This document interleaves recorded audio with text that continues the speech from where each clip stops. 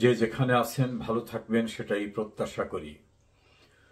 Doctor Yunus 2024 সালে একটি গণতান্ত্রিক সরকারকে উচ্ছেদ করে ক্ষমতা দখল করা এবং তার পরবর্তী বিভিন্ন কার্যক্রম এসব বিষয়ে কিভাবে আইনগতভাবে দায় থেকে মুক্ত হওয়া যায় সে বিষয়টা নিয়ে এখন গভীরভাবে চিন্তা ভাবনা করছেন। একাধিক আইনি প্রতিষ্ঠানের সঙ্গে যোগাযোগ করেও চূড়ান্তভাবে কোনো মতামত না পাওয়ায় তিনি হতাশ। এ বিষয় নিয়ে আজ কথা বলছি। 2024 সালের জুলাই আগস্টে আন্দোলনের নামে দেশে যে ভয়াবহ নৈরাজ্য, সহিংসতা, নাশকতা, রাষ্ট্রীয় প্রতিষ্ঠান ধ্বংস করা, পুলিশ হত্যা করা, অন্যান্য মানুষদের হত্যা করা এবং এটাকে মেটিকুলাস ডিজাইনের মাধ্যমে করে শেখ হাসিনাকে উচ্ছেদ করার পরবর্তীতে অনেকটা আত্মপ্রমোদ গুণে আনন্দে আত্মহারা হয়েছিলেন ইউনূস এবং তার নেপথ্যে যারা শেখ হাসিনা সরকারকে উচ্ছেদ করার কার্যক্রমে প্রত্যক্ষ পরোক্ষভাবে সম্পৃক্ত ছিলেন। সবার তাৎক্ষণিকভাবে ধারণা হয়েছিল সব বিপদ শেষ, শেখ হাসিনাকে উচ্ছেদ করা হয়েছে, আর কোনো প্রতিবন্ধকতা নেই। সময় যত গড়িয়ে আসছে এবং আগামী ফেব্রুয়ারিতে নির্বাচনের ঘোষণা নিয়ে উপদেষ্টাদের অনেকেই মনে করছেন যদি ফেব্রুয়ারিতে নির্বাচন হয়ে যায় তাহলে তো আমাদের ক্ষমতা ছেড়ে যেতে হবে, যাওয়ার পরে আমাদের পরিণতিটা কি হবে। এ বিষয় নিয়ে প্রধান উপদেষ্টার সঙ্গে কয়েকজন সিনিয়র উপদেষ্টা একাধিকবার কথা বলেও সন্তোষজনক কোনো উত্তর তার কাছ থেকে পাননি। বিদেশ থেকে গিয়ে যারা উপদেষ্টা, বিশেষ সহকারী বিভিন্নভাবে দায়িত্ব পালন করেছেন তাদের এইসব বিষয় নিয়ে কোনো মাথা ব্যথা নাই, কারণ সময় হলে তারা আবার যে যে দেশ থেকে আসছেন সেখানে চলে যাবেন। কিন্তু দেশের অভ্যন্তরে যারা আছেন তাদের কি হবে এই বিষয়টাই অনেকেই তারা নির্ভর করেছিলেন আইন উপদেষ্টা আসিফ নজরুলের উপর। কিন্তু আসিফ নজরুলের কথোপকথন, তার মতামত, এগুলোর উপরে আর কেউ নির্ভর করতে পারছেন না, বরং আসিফ নজরুল নিজেই কিভাবে সেফ এক্সিট নেবেন, পরবর্তীতে দায় থেকে মুক্ত থাকবেন সেটা নিয়ে তিনি একাধিক আইনজীবীর সঙ্গে কথা বলেছেন। একটি বিশ্বস্ত সূত্র জানায় ঢাকার একটি বিখ্যাত আইনি প্রতিষ্ঠানে লোক পাঠিয়েছিলেন উপদেষ্টা পরিষদের পক্ষ থেকে। ওই প্রতিষ্ঠানের যিনি প্রধান তিনি বাংলাদেশের খ্যাতিমান সংবিধান বিশেষজ্ঞ, বয়সের ভারে অনেকটা নুয়ে পড়েছেন, এখন সক্রিয় রাজনীতিতেও তাকে দেখা যায় না। তিনি কোনোভাবেই তাদের কথা শুনতে রাজি হননি, বারবার পিড়াপিড়ি করার পরে তিনি তাদের লোকের সঙ্গে বসেছিলেন। যারা গিয়েছিলেন তাদেরকে পরিষ্কারভাবে তিনি বলেছেন একটি আইনগত প্রক্রিয়ার বাইরে গিয়ে কোনো কিছু করা হলে এর থেকে দায় মুক্ত করার কোনো সুযোগ বাংলাদেশে বিদ্যমান আইনে নাই। এ বিষয়ে তারা ওই আইনি প্রতিষ্ঠান অর্থাৎ ল ফার্ম থেকে একটা লিখিত লিগ্যাল ওপিনিয়ন চেয়েছিলেন। তারা বলেছে এ বিষয়ে তারা কোনো লিগ্যাল ওপিনিয়ন দেবেন না। এরপরে একটি বেসরকারি বিশ্ববিদ্যালয়ের অত্যন্ত পরিচিত, গণমাধ্যমে বিভিন্ন সময় কথা বলে থাকেন এমন একজন প্রফেসরের সঙ্গে দেখা করেছেন তারা। তিনি হেসে উড়িয়ে দিয়ে বলছেন যে প্রক্রিয়ায় আপনারা ক্ষমতায় এসেছেন, যে প্রক্রিয়ায় কাজ করেছেন এর বৈধতা দেওয়ার মতো কোনো আইনগত অবস্থা বাংলাদেশের সংবিধানে কোথাও নেই। সেখান থেকে হতাশ হয়ে সুপ্রিম কোর্টে এসে সুপ্রিম কোর্টের কয়েকজন আইনজীবীর সঙ্গে তারা কথা বলেছেন। বিশেষ করে জামাতের একজন তরুণ আইনজীবীর সঙ্গে কথা বলেছেন যিনি অনেক পরিচিত ইতোমধ্যে। তিনি বলেছেন শুরুতেই প্রক্রিয়াগত ভুল হয়ে গেছে, এখন যদি কোনোভাবে গণভোট দিয়ে পরিত্রাণ পাওয়ার চেষ্টা করা যায় এছাড়া বিদ্যমান আইনের কাঠামোতে কোনো রকম সুযোগ নাই। সেখানে প্রসঙ্গ উঠেছে যে এই গণভোট দেওয়ার সিদ্ধান্ত কে দিতে পারে। আইনজীবীদের একাংশ বলছেন পার্লামেন্টই কেবলমাত্র গণভোট অনুষ্ঠানের সিদ্ধান্ত দিতে পারে, তো পার্লামেন্ট তো নাই, তাহলে কে দেবে? এক্সিকিউটিভ পাওয়ারে গণভোট দেওয়ার কোনো আইনগত সুযোগ নাই। এক্সিকিউটিভ পাওয়ারে এক্সারসাইজ করতে হবে রাষ্ট্রপতির মাধ্যমে। রাষ্ট্রপতির যে অধ্যাদেশ জারির বিধান সংবিধানে আছে, সংবিধানের 93 অনুচ্ছেদে সেখানে শর্ত দেওয়া আছে, যে বিধান সংবিধানে নাই, অর্থাৎ যে নিয়ম সংবিধানে নাই, তেমন কোন অধ্যাদেশ রাষ্ট্রপতি জারি করতে পারবেন না। তাহলে সংবিধানে গণভোটের বিধান নাই, এই সংবিধানের বাইরে গিয়ে রাষ্ট্রপতি কোনো অধ্যাদেশ জারি করতে পারবেন না। এটা রাষ্ট্রপতিকে দেওয়া ক্ষমতার যে অনুচ্ছেদ সেখানে পরিষ্কারভাবে উল্লেখ করা হয়েছে। এই পরিস্থিতিতে বিএনপি, জামাত এবং অন্যান্য নেতৃবৃন্দের সঙ্গে কথা বলেও খুব ভালো সাড়া পাচ্ছেন না ইউনূস সরকার। তারা নির্বাচন কিভাবে ক্ষমতায় যাবে এসব বিষয় নিয়ে ব্যস্ত। এখন আর এই ইউনূস সরকারকে কিভাবে সেফ এক্সিট দেওয়া যাবে এ নিয়ে মাথা ঘামাবার মতো সময় তাদের নেই। সবকিছু মিলে কিভাবে নিরাপদে বিদায় নেবেন, আইনি সুরক্ষা কিভাবে হবে, এটা না পেয়ে কুল কিনারাহীন অবস্থার মধ্যে বর্তমান সরকার। বাংলাদেশের একাধিক সংবিধান বিশেষজ্ঞ অভিমত ব্যক্ত করেছেন যে এই সরকারের ক্ষমতায় আসা, ক্ষমতায় দায়িত্ব পালন করা, এর কোনোটিকেই বৈধতা দেওয়া যাবে না। তারা সংবিধানের ৫ম সংশোধনী এবং ৭ম সংশোধনীতে সুপ্রিম কোর্টের দেওয়া রায়ের কথা উল্লেখ করে বলেছেন, পার্লামেন্টের নিরঙ্কুশ সংখ্যাগরিষ্ঠতায় যে সংশোধনী গ্রহণ করা হয়েছিল তাকেই সুপ্রিম কোর্ট বাতিল করে দিয়েছেন। ফলে বর্তমান সরকারকে এক অনিশ্চিত সময়ের জন্য অপেক্ষা করতে হবে, এছাড়া বিকল্প নেই। নতুন দল এনসিপির এক আইনজীবী বলেছেন, আওয়ামী লীগকে কোনোদিন আসতে দেওয়া যাবে না, তাহলে আর সমস্যা থাকবে না। আওয়ামী লীগকে কতদিন আটকে রাখবেন? একদিন না একদিন তো আওয়ামী লীগ আসবে, তখন কি হবে? অন্যদিকে ক্ষমতার ভাগাভাগি, অর্থ, এসব বিষয় নিয়ে এনসিপি এখন 3 ভাগে বিভক্ত। এই পরিস্থিতিতে ডক্টর মোহাম্মদ ইউনূসের বাংলাদেশীয় উপদেষ্টা এবং কর্মকাণ্ডে জড়িত যারা, তাদের ঘুম হারাম, অর্থাৎ তাদের কৃতকর্ম বাংলাদেশের বিদ্যমান সংবিধানের বিধান অনুসারে রাষ্ট্রদ্রোহিতা। এবং তারা শপথ নেওয়ার সময় বলেছেন, বিদ্যমান সংবিধানকে প্রোটেক্ট এবং প্রিজার্ভ করবেন, অর্থাৎ ওই সংবিধানকে মানবেন এবং সংবিধানকে রক্ষা করবেন। যে সময় শপথ নিয়েছেন সেই সময় যে বিধান ছিল ওই বিধানের বাইরে আসার আবার সুযোগ নেই। অপরাধ যখন সংগঠিত হয় তার পরবর্তীতে তাকে ভূতাপেক্ষ সুযোগ দিয়ে ক্ষমা করার কোনো বিধান নাই। বিদায় বেলায় অপরাধের দায় থেকে পরিত্রাণ পাওয়ার জন্য কোনো আইনি সুরক্ষা খুঁজে পাননি ইউনূস সরকার। সর্বশেষ পরিস্থিতি এটাই। ক্রিমিনোলজিতে একটি কথা আছে, অপরাধীরা অপরাধ করে যাবার সময় পায়ের চিহ্ন রেখে যায়। ইউনূস সরকার প্রতিটি স্তরেই তাদের কৃতকর্মে রাষ্ট্রদ্রোহিতার ছাপ রেখে যাচ্ছেন প্রতিদিনে, প্রতি ঘন্টায়। এই অপরাধের দায় মুক্তি দেবার কোনো বিধান বাংলাদেশে নেই। আইসিটি ট্রাইব্যুনালে সেনা কর্মকর্তাদের বিচার হচ্ছে। বিচার কার্যক্রম সম্পন্ন হওয়ার পূর্বেই তাদেরকে দোষী সাব্যস্ত করা হয়েছে। বিষয়টা অবিশ্বাস্য মনে হচ্ছে। তেমন একটি বিষয় নিয়ে আপনাদের সঙ্গে কথা বলবো। প্রিয় দর্শক শ্রোতা, যে যেখানে আছেন ভালো থাকবেন। আসসালামু আলাইকুম।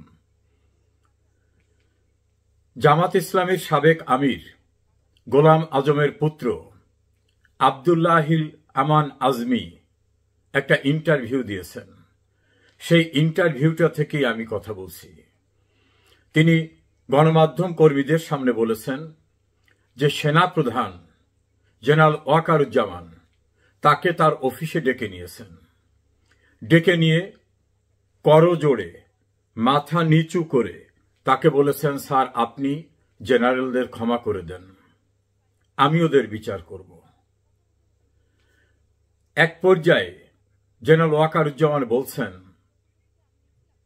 স্যার আপনি যেটা ভালো মনে করেন সেটাই করেন। এবং এ কথাটা যখন বলেছেন তখন সেনা প্রধান নাকি মাথা নিচু করে কথা বলেছেন। জনাব আজমি সেনাবাহিনীর ব্রিগেডিয়ার জেনারেল ছিলেন। একসময় তাকে চাকরিচ্যুত করা হয়। এই চাকরিচ্যুতির আদেশের বিরুদ্ধে তিনি হাইকোর্টে রিট করেছিলেন। হাইকোর্ট এই চাকরিচ্যুতির আদেশ অর্থাৎ তার বরখাস্ত আদেশে হস্তক্ষেপ করে নাই। অর্থাৎ হাইকোর্টের জাজমেন্টের পরে তার বরখাস্ত আদেশ বহাল থেকেছে। জেনারেল ওয়াকারুজ্জামান সেনাপ্রধান হবার পরে হাইকোর্ট যেটায় হস্তক্ষেপ করেনি, তিনি হস্তক্ষেপ করে জেনারেল আজমির বরখাস্ত আদেশকে রিভিউ করে তাকে অবসরের আদেশ দিয়েছেন।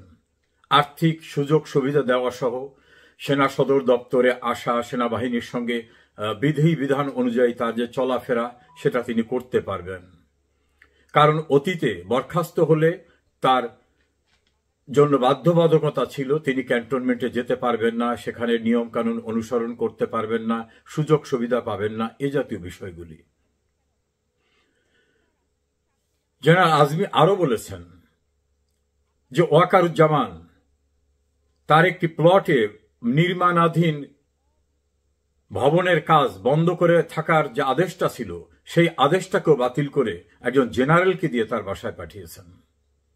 এবং তিনি বলেছেন জেনারেল ওয়াকারুজ্জামান একজন সৎ, ভালো, দক্ষ, নামাজি, কোরআন পড়া অফিসার এবং তিনি এই ওয়াকারুজ্জামান সাহেব তার ছাত্র ছিলেন, তার হাতেই তার ট্রেনিং হয়েছে, এটাও তিনি বলেছেন। আমরা যে প্রতিপাদ্য বিষয় নিয়ে কথা বলতে চেয়েছি, সেনাবাহিনীর ইন সার্ভিস কর্মকর্তারা এলপিআর এ যাওয়া একজন এবং অবসরে যাওয়া অন্যদের বিরুদ্ধে যে মামলাটি হলো, সেই মামলায় তারা আদৌ দোষী কি দোষী না এটা নির্ভর করবে ট্রাইব্যুনালে সাক্ষ্য প্রমাণ, যুক্তিতর্ক এবং আইনানুগ বিষয়গুলি বিবেচনার মাধ্যমে। তাহলে কিসের ভিত্তিতে সেনা প্রধান জেনারেল ওয়াকারুজ্জামান তিনি ব্রিগেডিয়ার অবসরপ্রাপ্ত আব্দুল্লাহ আজমি সাহেবকে বললেন ওদের মাফ করে দেন? মনে রাখবেন, ওদের মাফ করে দেন এবং এটা বলেছেন মাথা নিচু করে করজোড়ে। তা কাউকে অপরাধী সাব্যস্ত করলেই তো তখন মাফ করতে বলা হয়। তাহলে বিচারের আগেই সেনাপ্রধান তার কর্মকর্তাদের অপরাধী হিসাবে নির্ধারণ করে ফেললেন। এটা কি করা যায়? যদি সেনাপ্রধানের দৃষ্টিতে ওরা অপরাধী হয়ে থাকে তাহলে তিনি পূর্বে ব্যবস্থা নেন নাই কেন? এই ট্রাইব্যুনালের ওয়ারেন্টের অপেক্ষায় থাকলেন কেন? আর সেনাপ্রধান কি মিলিটারি আইনে কোনো তদন্ত করেছেন? কোন কোর্ট অফ ইনকোয়ারি বা কমিশন কোনো কিছু করে তাদেরকে অপরাধী হিসাবে পেয়ে অভিযুক্ত করেছেন?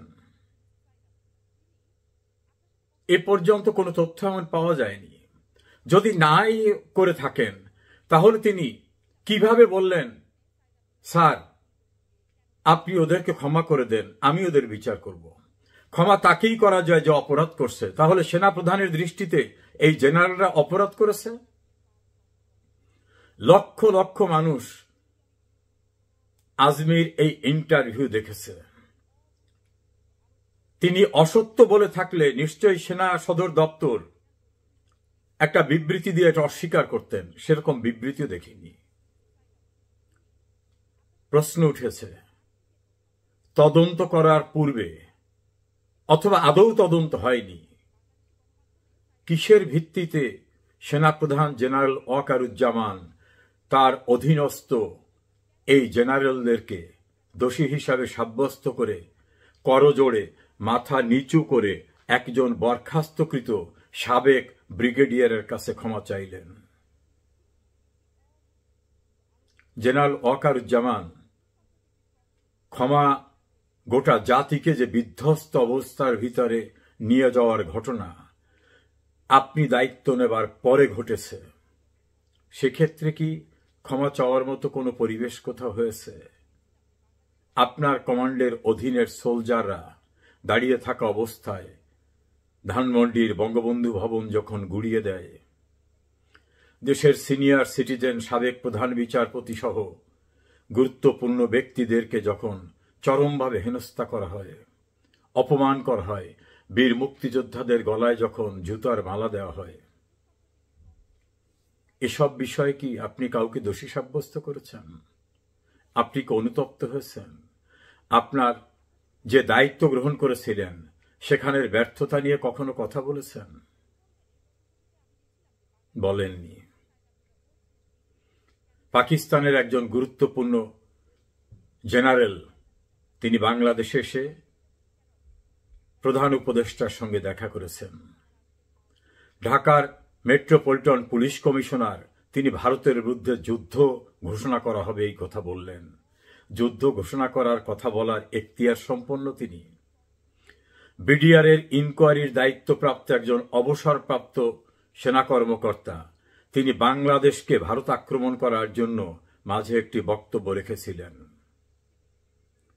সরকারের উপদেষ্টা কেউ কেউ ভারতের চিকেন নেক এলাকায় আক্রমণ করার ইঙ্গিতবহ কথা বলেন। দেশটাকে কোথায় নিয়ে যাচ্ছেন? ৩০ লক্ষ শহীদের রক্তের বিনিময়ে অর্জিত এই বাংলাদেশের স্বাধীনতা সার্বভৌমত্বের অতন্দ্র প্রহরী বাংলাদেশ সেনাবাহিনী, সেই সেনাবাহিনীর প্রধান জেনারেল ওয়াকারুজ্জামান, আপনি শেখ হাসিনা সরকার বহাল থাকা অবস্থায় আরেকটি সরকার গঠনের প্রক্রিয়া শুরু করে বিএনপির চেয়ারপারসনের উপদেষ্টা ফজলে এলহাই আকবরকে রাজনৈতিক নেতৃবৃন্দের সঙ্গে যোগাযোগের দায়িত্ব দিয়েছিলেন। নিষিদ্ধ ঘোষিত রাজনৈতিক দলকে ক্যান্টনমেন্টে নিয়ে পরিকল্পনা শুরু করেছিলেন। আইন অনুযায়ী সাংবিধানিকভাবে যার নিরাপত্তা নিশ্চিত করার কথা ছিল তৎকালীন প্রধানমন্ত্রীর, তাকে অরক্ষিত রেখেছিলেন। এটা গল্প নয়, এটা বাস্তবতা। জেনারেল ওয়াকারুজ্জামান,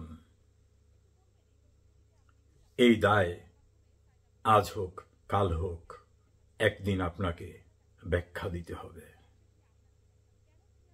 কর্মরত সেনা কর্মকর্তাদের বিচারের আগেই আপনি দোষী সাব্যস্ত করে ফেললেন।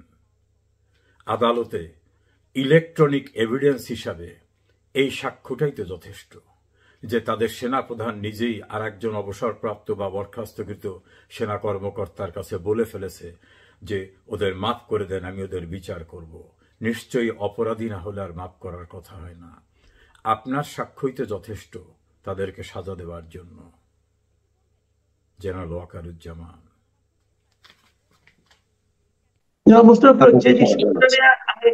শুরুতে বলতে যাচ্ছি, আপনি দেখেছেন যে তিনটা রাজনৈতিক দলই কিন্তু এই যে তিনটার প্রতি ডক্টর ইউনূসের ব্যক্তিগত পক্ষপাত আছে বলে আমি মনে করি, এই যে জামাত ইসলামী, এনসিপি এবং বিএনপি, তিন দলীয় ওনার সঙ্গে দেখা করেছেন এবং দেখা করে সবাই কিছু কিছু উপদেষ্টা তাদের রিজার্ভেশনের কথা বলেছেন।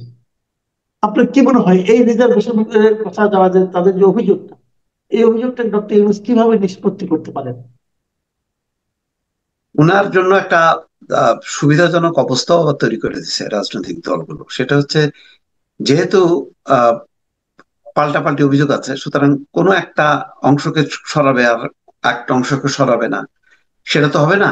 তাহলে কাউকে আর সরানোর দরকার নেই, এরকম একটা অবস্থাও তৈরি করছে। এখন রাজনৈতিক দলগুলো তো আর একমত হয়ে বলতে পারতেছে না যে এই 5 জন হলো বিতর্কিত। তো যদি জামাতের কাছে 5 জন থাকে, এই বিএনপির কাছে আছে 5 জন, ওই এনসিপির কাছে আছে 6 জন, তো এতজন তো সরাইলে তো এখন নির্বাচনটা হবে কি করে? তো সুতরাং এখন ডক্টর মোহাম্মদ ইউনূস মনে করবেন যে না আর কিছু না করলেও চলবে, যেহেতু পাল্টাপাল্টি আছে, এটা আর সমাধান করা সম্ভব না, সুতরাং তিনি সমাধান করবেন না। সবচেয়ে বড় কথা হলো যে আহ সংকটটা তৈরি হইল এরকম, যেহেতু বিএনপি চায় যে এই অন্তর্বর্তী সরকার কেয়ারটেকার এর মুডে চলে আসুক সরকারটা, সে এবং সবারই প্রত্যাশা তাই মানে বিএনপি বলুক আর না বলুক, নির্বাচনের সময় যত ঘনায় আসবে তত সবাই স্বচ্ছ থাকবে, নিরপেক্ষ থাকবে। কিন্তু দেখা যাচ্ছে যে না, রীতিমতো নাম ধরে, যেমন বিবিসি রিপোর্টে দেখলাম ফাজুল কবির খান, উনি এত বিব্রত হয়েছে, উনি বলছে যে তাহলে একটা অধ্যাদেশ জারি করুক সরকার, যে পরবর্তী সরকারে এই এখনকার যারা উপদেষ্টা আছেন বা সহকারী আছে তারা কেউ লাভজনক পদে যাবে না। এই ধরনের একটা অধ্যাদেশ জারি করলে আমার ধারণা যে এটার একটা সমাধান আছে, সুরাহা আছে। তিনি বলছেন যে আমি রাগ অনুরাগের বশবর্তী হয়ে কোনো মানে সিদ্ধান্ত নেই না। এখন সবাই তো তাই বলবে, তাহলে সমাধান হিসেবে তিনি একটা পদ তিনি বাতলে দিচ্ছেন। আমার ধারণা যে এটা একটু হয়তো উনি স্যাটায়ার করছেন অথবা ক্ষোভ অভিমান থেকে এই কথাগুলো বলছেন। আবার নাহিদ ইসলাম দেখেন বলছেন যে কোন কোন উপদেষ্টা রীতিমতো লিয়াজও করছে সেফ এক্সিট নেওয়ার জন্য। এটাও একটা বিব্রতকর। এটা নিয়ে তো সৈয়দ রেজওয়ান হাসান থেকে শুরু করে ফাজুল কবির খান অনেকেই রিয়াক্ট করছে, বা আসিফ নজরুল বলছে যে আসলে বাংলাদেশ সেফ এক্সিট নিতে চায়, কোন উপদেষ্টা নিতে চায় না। তা এই প্রতিক্রিয়া তার মানে কি একটা অনাস্থা সরকারের প্রতি। শুধুমাত্র কেউ ডক্টর মোহাম্মদ ইউনূসের নাম বলছেন না, কিন্তু ডক্টর মোহাম্মদ ইউনূসের সঙ্গে যারা আছেন তাদের ব্যাপারে কিন্তু আপত্তি তুলছে ঘুরে ফিরে, কিন্তু আসলে ডক্টর মোহাম্মদ ইউনূসের কাঁধেই যাচ্ছে। জামাত ইসলাম তো আরো ভয়ঙ্কর কাজ করছে, তারা 40 জন সচিব এবং উপদেষ্টাদের নামের তালিকা নিয়ে গেছিল, কিন্তু সময় সুযোগ না থাকায় সেই তালিকাটা তারা উপস্থাপন করেনি প্রধান উপদেষ্টার কাছে। এই যদি পরিস্থিতি হয় তাহলে নির্বাচনের সময় যে নানা রকম পাল্টাপাল্টি সংকট গুলো হবে, তখন সিদ্ধান্ত নিতে গেলে কারো না কারোর পক্ষে যাবে, কারো না কারোর বিপক্ষে যাবে। দেখেন, এই যে একটা সিদ্ধান্ত হলো উপদেষ্টা পরিষদে, এটা কিন্তু একটা রাজনৈতিক সিদ্ধান্ত। রাজনৈতিক সিদ্ধান্ত আগে রাজনৈতিক দলগুলোর সাথে আলোচনা করার দরকার ছিল। যে আগে এতদিন চলছিল যে জোটের যারা সঙ্গী হবে তখন তাদের অপশন থাকে, হয় নিজ দলের প্রতীকও দিতে পারবে অথবা অন্য দলের প্রতীকেও তারা করতে পারবে, যেহেতু মানে একজোট হয়ে তারা নির্বাচন করবে। এখন আরপিও সংশোধন করছে যে জোট সঙ্গী হলেও ভোট করতে হবে নিজের প্রতীকে। এতে কি হলো? এতে হলো মানে বিএনপি জোটটা কিন্তু বেকায়দায় পড়লো। এটা কিন্তু জামাত ইসলামের কিন্তু কোনো সমস্যা হবে না। হবে না এই কারণে যে এখানে হাত পাখাও পরিচিত একটা ব্র্যান্ড, আবার দাঁড়িপাল্লাও একটা পরিচিত ব্র্যান্ড। তো জামাত জোটে তেমন সমস্যা হবে না। সমস্যা হবে কিন্তু বিএনপি, কারণ বিএনপি এখানে এমন কিছু ব্যক্তিত্ব আছে যারা অনেক পরিচিত মুখ। ধরেন নুরুল হক নূর বা মাহমুদুর রহমান মান্না বা আসাম আব্দুর রব, প্রত্যেকে পরিচিত মুখ, কিন্তু তাদের প্রতীকের একটা দুর্বলতা আছে। সেই দুর্বলতার কারণে সেখানে তারা ধানের শীষ দিলে যতটা সুবিধা, নিজ দলের প্রতীক নিয়ে অসুবিধা। আবার সেখানে ফেস করতে হবে বিএনপির স্বতন্ত্র প্রার্থীদেরকে। তখন সেখানে খুব অনায়াসে হাত পাখা এবং দাঁড়িপাল্লা সামনে চলে আসলে এইটা ওই সব প্রার্থীদের জন্য একটা বিব্রতকর পরিস্থিতি হবে। ফলে এখন বিএনপিকে যেটা হয়তো আগে সে 40টা আসন ছাড় দেওয়ার চিন্তা করতে হইতো, এখন তাকে হয়তো বেছে বেছে 8টা 10টা বা 15টা 20টা ছাড়তে হবে যদি এইটা বহাল থাকে। এবং সেটাও দেখেন নিশ্চিত না, অর্থাৎ এটাকে স্যাক্রিফাইস করি তাদেরকে সিদ্ধান্ত নিতে হবে। এমন একটা পরিস্থিতির মধ্যে সরকার কিন্তু মানে বিতর্কিত হচ্ছে, কারণ এইগুলি হয়তো বিএনপি মনে করতে পারে এখানে কোন কোন উপদেষ্টা বিএনপিকে বেকায়দায় ফেলার জন্য হয়তো এই কাজগুলো করছে।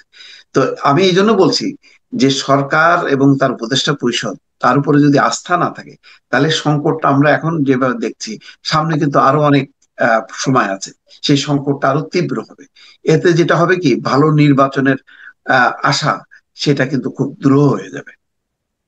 না, নির্বাচনের ক্ষেত্রে ভালো একটা নির্বাচন করার ক্ষেত্রে বাংলাদেশের প্রেক্ষিতে আপনি যদি দেখেন তাহলে সবচেয়ে বড় বিষয়টা কিন্তু সরকারের নিরপেক্ষতা, পক্ষপাত দুষ্ট না হওয়া। তো আমাদের এই সরকার বলতে কি, সরকার তো ডক্টর ইউনূস একা না, তার উপদেষ্টা মন্ডলী তো সরকার, তাই না? সব মিলিয়ে তো সরকার। এখন সরকারের মধ্যে পক্ষপাত দুষ্টতা আছে বলে তো 3 দলই অভিযোগ করেছে, 3 দল 3 দিক দিয়ে অভিযোগ করেছে। যদি 3টা কর্নারে অভিযোগ থাকে তাহলে সরকারের থাকলোটা কি?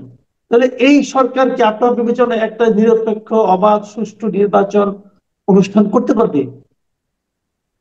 এই সরকারের আসলে উচিতই না এই নির্বাচনের দায়িত্ব নেওয়া, বরং যেটা শুনানি চলতেছে কোর্টে সেইটাকে রিভাইভ করে পদত্যাগ করে এই প্রেসিডেন্ট একটা মানে তত্ত্বাবধায়ক সরকার ব্যবস্থাটা এখনই চালু করলে সবচেয়ে ভালো হয়। এই ইউনূস সরকার আহ, তাকে নিয়েও তো ধরেন অভিযোগ যে সে এনসিপি কে প্রশ্রয় দিচ্ছে, আশ্রয় দিচ্ছে। নতুবা দেখেন কোন মানে ক্রাইটেরিয়ায় আপনি তিনটা দল আসতেছে, মানে যেটা প্রমাণিত না, মানে এনসিপির জনপ্রিয়তাটা, তার চেয়ে ইসলামী আন্দোলন কেন পিছায় থাকলো, হেফাজত কেন পিছায় থাকলো, অনেকগুলো প্রশ্ন উঠতে পারে, যে কেউ চ্যালেঞ্জ করতে পারে।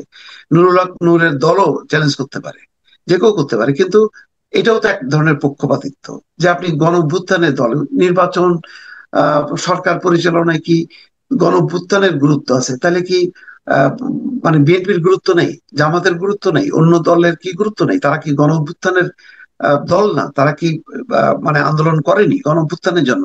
অনেকগুলো বিষয় আছে, তো এগুলি আসলে কেউ হয়তো বড় করে আনছে না। কিন্তু মানে যদি আপনি আইনের দৃষ্টিতে, নীতি নৈতিকতার দৃষ্টিতে দেখেন, তাহলে কিন্তু এটা প্রশ্নবিদ্ধ হয়। তাহলে আপনি কিসের ভিত্তিতে তিনটা দলকে করলেন? জামাত বিএনপি বুঝলাম যে তাদের আগে এমপি ছিল, তাদের ছিল, কিন্তু এনসিপি তো তার জনপ্রিয়তা, তার ভিত্তি কি, আপনি সেটা না করে শুধু গণঅভ্যুত্থানে টেনে আপনি তাকে স্বীকৃতি দিলেন। তাকে স্বীকৃতি দেওয়ার সাথে সাথে আপনি অন্যান্য সমস্ত দলগুলোকে কিন্তু আপনি বাইরে ঠেলে দিলেন যে না, তোমরা তো গণঅভ্যুত্থানের দল না, তোমরা এমনি গতানুগতিক দল। তাহলে কি এটাই প্রমাণ হলো যে এনসিপির এই এদের নেতৃত্বেই হয়েছে সব গণঅভ্যুত্থানের কৃতিত্ব কি তাদের? তো এরকম অনেকগুলো বিষয়ে মানে অলরেডি বিতর্কিত হয়ে গেছে ইউনূস সরকার। তারপরে দেখেন তাহলে এমন একটা এই ইউনূস সাহেব যে বলছিলেন বারবার যে উনি ইতিহাসের শ্রেষ্ঠ একটা নির্বাচন উপহার দেবেন, তার এই বক্তব্যের ব্যাপারে কি আপনি অতটা আশাবাদী হতে পারছেন না তাহলে? না, শ্রেষ্ঠ নির্বাচন কিভাবে হয়? একটা নির্বাচনের বড় শক্তি আওয়ামী লীগ আপনি থাকছে না, তারপর আপনি জাতীয় পার্টি সহ অন্যদের ক্ষেত্রেও আপনি প্রশ্নবিদ্ধ করতেছেন। তারা নির্বাচনে তাদেরকে প্রক্রিয়ার মধ্যেই ডাকলেন না, আসলোই না। তাহলে আপনি সবাইকে মিলে কিভাবে করতেছেন? আগে আওয়ামী লীগ হয়তো মুখে তারা না বললেও একটা অংশকে বাদ দিয়ে তারা নির্বাচন করছে, এখন আর একটা অংশকে বাদ দিয়ে আপনি নির্বাচন করতেছেন। তাহলে তো এটা তো পাল্টাপাল্টি হইলো। আপনার কোথায় হলো সবাইকে নিয়ে নির্বাচন, যে একটা উৎসব মুখর পরিবেশ, সেই স্থিতিশীলতা থাকলো না।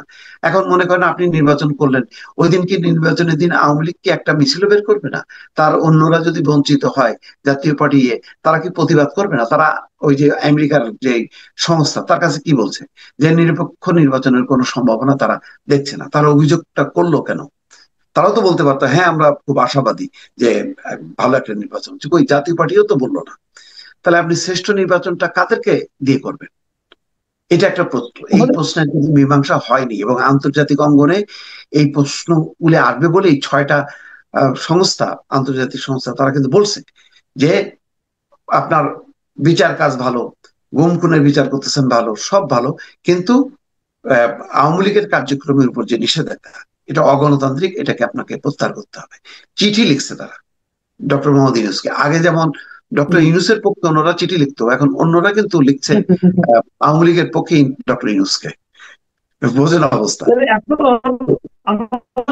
আপনার প্রথম দেখা করে বিএনপি যে বলেছে যে তারা তত্ত্বাবধায়ক সরকারের আদলে এই সরকারটা চলুক সেটা চায়, আপনার কি মনে হয় যে তাহলে এই বিষয়টাকে মাথায় রেখে তারা এই কথাটা বলেছে? আমার ধারণা তাই, যে তারা নিরপেক্ষতা দেখছে না বলেই তো তারা তত্ত্বাবধায়ক সরকারের এই টার্মটা ইউজ করলো কেন? যে তাদের মতন আচরণ করেন, বা তাদের মুডে চলে যেতে হবে। কারণ অন্তত সব বাদ দেন, অন্তত দুইজন তো খুব প্রকাশ্য, ধরেন দুই উপদেষ্টা, ছাত্র উপদেষ্টা, তাদের সাথে এনসিপির যোগাযোগ নেই, এটা তো কোনোভাবেই বলা যাবে না। আসিফ মাহমুদ সজীব ভুঁইয়া তার নির্বাচনী এলাকায় রীতিমতো যেভাবে বরাদ্দ করে অন্যান্য রাজনৈতিক নেতারা সেভাবে করছে। মাহফুজ আলমের ছোট ভাই ঘোষণা করছে যে তার ভাই নির্বাচন করবে, মাহফুজ আলম কোনো প্রতিবাদ করেনি। তো এই দুজন তো তো অনেক বেশি প্রকাশ্য, এবং তাদেরকে পত্রিকায় দেখলাম যে সেপ্টেম্বর মাঝামাঝি ছিল, তারা একটু সময় নিতে চায়। কেন বলা হয়েছে তাদেরকে? এখানে তো ওয়াহিদুদ্দিন মাহমুদকে বলা হয়নি, শিক্ষা উপদেষ্টাকে বলা হয়নি, অর্থ উপদেষ্টাকে বলা হয়নি। এই দুজনকে কেন বলা হয়েছে? বলা হয়েছে এই জন্য, সরকার ভালো করে জানে যে এই দুজনের সাথে সম্পৃক্ততা আছে এনসিপি। তো তো পক্ষ কিভাবে কাউন্টার করতেছেন যে না, অন্যান্য দল যাদেরকে সুপারিশ করছে তারা তো, অন্যান্য দল তো বলবেই। এখন আমাকে যদি বলেন যে একটা তারা তো পরামর্শ দেবে যে ওয়াহিদুদ্দিন মাহমুদকে নেন, ইফতেখারুজ্জামানকে নেন, বদিউল আলম মজুমদারকে নেন, অমুককে নেন, তমুককে নেন, বলবে। বলা মানে কি তারা তার দলীয় নাকি ধানের শীষ কিন্তু ওনারা তো এনসিপির হয়ে নির্বাচন করবে এমন একটা, এবং তফসিল ঘোষণার পর নাকি তারা পদ থাকবে। এত যখন স্পষ্ট হয় তখন এতদূর পর্যন্ত যাওয়া এই এই রাজনৈতিক কি বলে দলীয় রাজনৈতিক লোকদেরকে নিয়ে, এটা তো উচিত না। এটা তো তত্ত্বাবধায়ক সরকারের যে কনসেপ্ট, সেই কনসেপ্টের বিরুদ্ধে। এবং অন্তর্বর্তী সরকারও তো আসলে যদি দলীয় তো তখন জাতীয় সরকার করতো রাজনৈতিক দলগুলোকে নিয়ে, তাহলে দরকার কি ছিল এই ওয়াহিদুদ্দিন মাহমুদ দের মতন লোকদেরকে এই ক্যাবিনেটে নিয়ে আসা? জি, আমি একটা শেষ প্রশ্ন করি, ছোট করে যদি একটু বলেন। আপনি দেখেছেন যে চেষ্টা করেছেন যে 47 সাল থেকে, যদি ওনারা যে ওনাদের আচরণের কারণে 47 সাল থেকে 11 মিনিট পর্যন্ত এভাবে বলেছেন, এই সময়ের মধ্যে ওনাদের কারণে যদি কেউ দুঃখ পেয়ে থাকেন, এই একটা সময় উনি বাড়ালেন। প্রশ্নটা উঠেছিল 71 নিয়ে, উনি 71 আগে চলে গেলেন 47-এ, 71 পরে 25 পর্যন্ত। এটা বলার মাধ্যমে কি উনি পুরো বিষয়টাকে হালকা করে দিলেন? আবার কেউ কেউ এটাও বলছে যে 2025 সালের যদি উনি অক্টোবর পর্যন্ত আসেন, তাহলে এর মধ্যে তো ওনার আচরণের কারণে শেখ হাসিনাও দুঃখ পাইছে। উনি কি শেখ হাসিনার কাছে ক্ষমা চাইলেন? এই পুরো বিষয়টাকে আপনি কিভাবে দেখেন? ধরেন আমাকে আপনি বললেন যে মোশাররফ ফিরোজ, আপনি আমাকে এভাবে গালি দিলেন, এটা খুব কষ্ট পাইলাম।